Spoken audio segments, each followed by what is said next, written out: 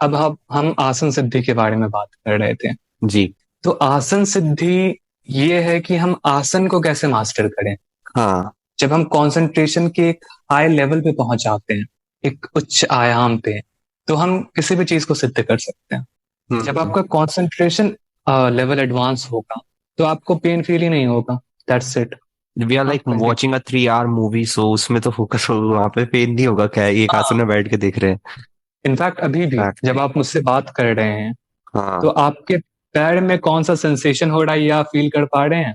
अभी आपका ध्यान गया होगा। हाँ, अब आपने कहा तो वो कहा गया ध्यान, फिर देखा कौन से सेंसेशन है। और उससे पहले तो आप पे पूरा फोकस है, तो लाइक पता ही नहीं है पैरों में क्या हो रहा है। तो हाँ हमारे सेंसेस से हाँ हाँ हजार तरह हाँ। के इंफॉर्मेशन आ रहे हैं। हम पेन को क्यों महसूस कर रहे हैं?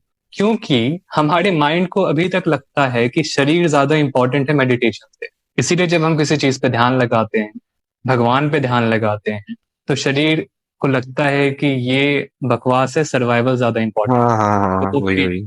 पेन का सेंसेशन पहले भेजता है, इस पे ध्यान दो। तो जब तक आपके लिए बॉडी इंपॉर्टेंट है तब तक आपको पेन होगा। जब आपके लिए बॉडी से ज्यादा कुछ इंपॉर्टेंट हो जाए तो आपको पेन होना बंद हो जाएगा। तो जिस क्षण आप बॉडी से ऊपर चले जाओगे, जब आपके लिए कुछ सर्वाइवल से ज्यादा इंपॉर्टेंट हो जाएगा, उस दिन आप आसन सिद्धि कर लेंगे। रिसेंटली मैंने एक न्यूज में पढ़ा था, न्यूज आर्टिकल, कि एक लेडी थी। हाँ। वो, उसके पापा जो थे वो कार मैकेनिक थे। ओके। तो वो उनके अपने घर में गैरेज था उनका, जहाँ पे लोग अपने कार को लाते थे रिपेयर करने।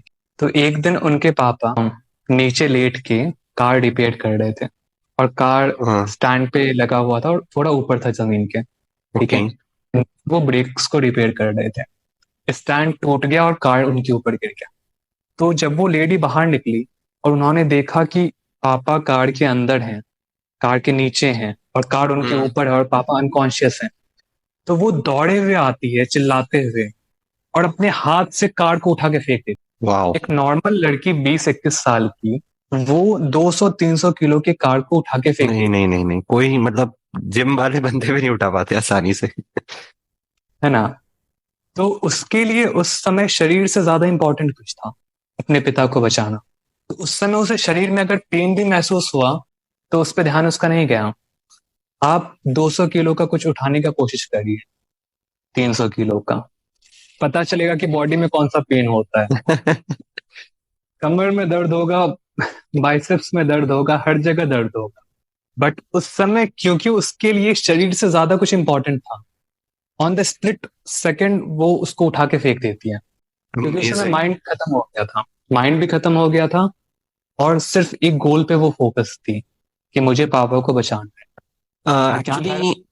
हाँ सर। मेडिटेशन की प्रैक्टिस है कि जब आप बहुत ज्यादा डरे हुए होते हैं, या जब आप बैटल फील्ड से भाग रहे होते हैं, तो उन्होंने, शिव ने ऐसा एग्जाम्पल दिया था क्योंकि वो उस समय लिखा गया था।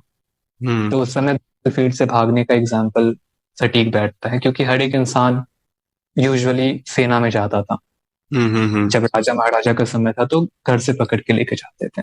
तो उन्होंने एग्जाम्पल दिया कि जब आप बैटल फील्ड से भाग रहे हैं, युद्ध भूमि से जान बचा के, या जब हम्म आप पीछे पागल हाथी पड़ा है, ऐसा ऐसा हम्म। उन्होंने एग्जाम्पल, या जब आप बहुत डरे हुए होते हैं तो आप शिव के बहुत करीब होते हैं, उन्होंने डायरेक्टली कहा।